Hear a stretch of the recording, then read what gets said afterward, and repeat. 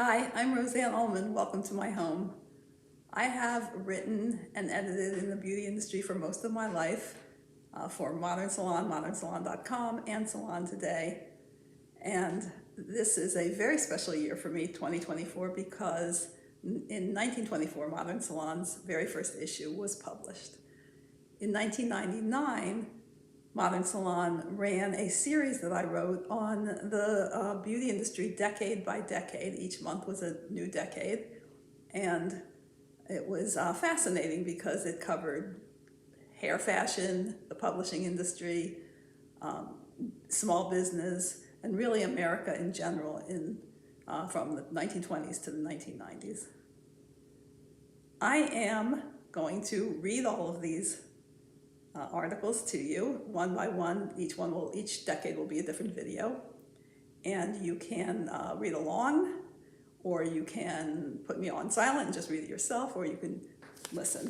And the first one is the introduction. It's not even a decade quite yet.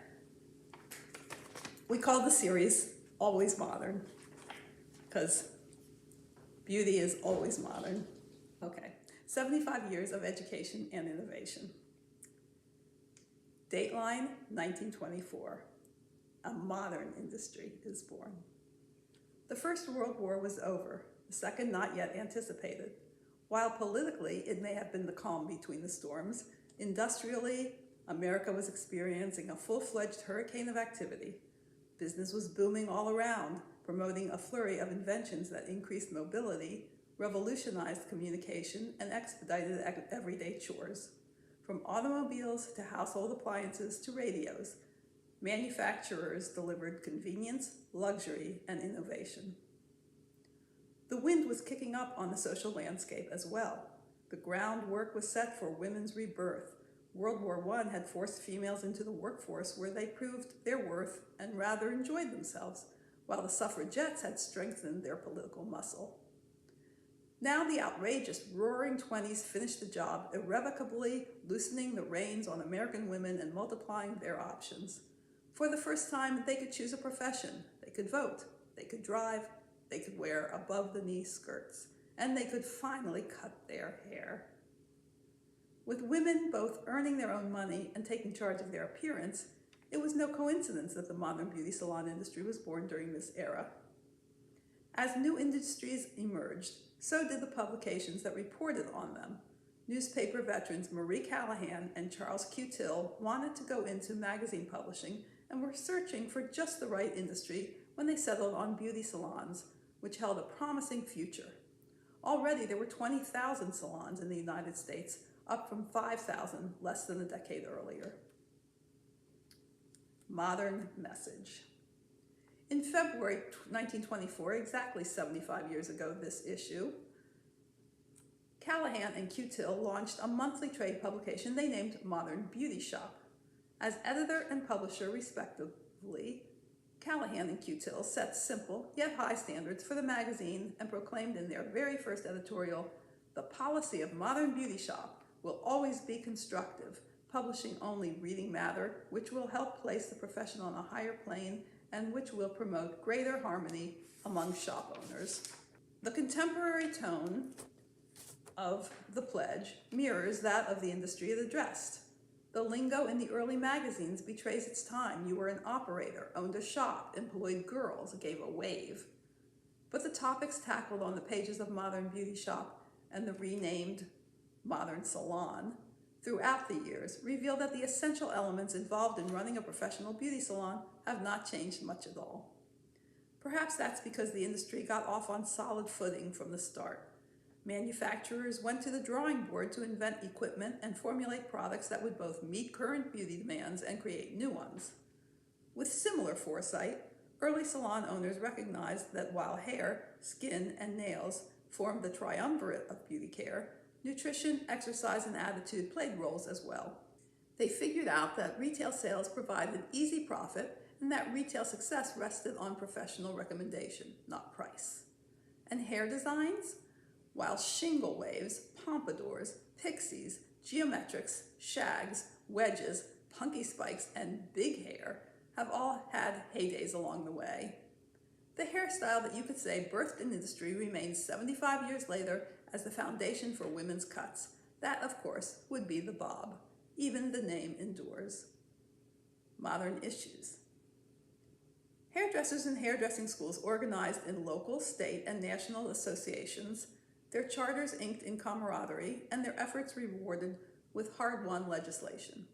Like those of today, their meetings combined business with beauty shows, classes, and contests. A new kind of talent surfaced as the stars of hairdressing toured the nation to show peers how they executed a certain wave or achieved a natural color. Just as the industry's strengths took shape in its infancy, so did its challenges. As early as 1924, discussions surrounded many of the same questions we still confront. How can the industry maintain high standards and keep non-licensed individuals from practicing cosmetology? Should a salon base its pay structure on salary, commission, or both? Is it wiser to hire cosmetologists with a following or train them right out of school? What does it take to retain staff? How can we keep clients if the salon down the street lowers prices? In retailing, what is the best strategy in competing with drugstores? Modern vision. The industry certainly had its share of doomsayers over the years. This development or that fashion surely would mark the demise of beauty salons, decreed the pessimists. The first red flag, the croquignole permanent wave, was the technology that replaced the spiral wave and sent perm prices crashing. The result, however, was that the industry immediately rebounded by catering to the new millions of women who could suddenly afford perms.